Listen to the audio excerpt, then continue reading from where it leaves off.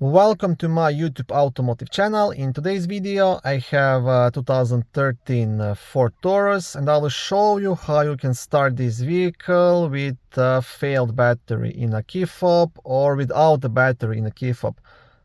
This video will apply to Ford Tauruses made from 2010 all the way up to 2019.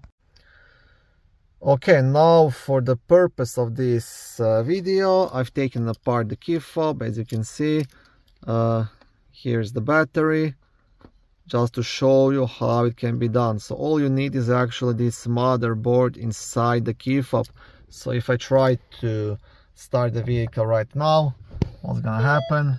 I'm gonna get the message, no key detected. I'm trying to press the engine start, I'm holding the brake pedal, nothing happens, but there is a slot inside the middle console where is the sensor for a push button start. So what you have to do, you just have to remove this piece and just place this motherboard, so this part of the key fob, in this hole right here. And now if you try to start the vehicle, it's gonna start right away. And this is a small trick in case your key fob battery gets low or it dies completely. You can always start and drive the vehicle by inserting the key here.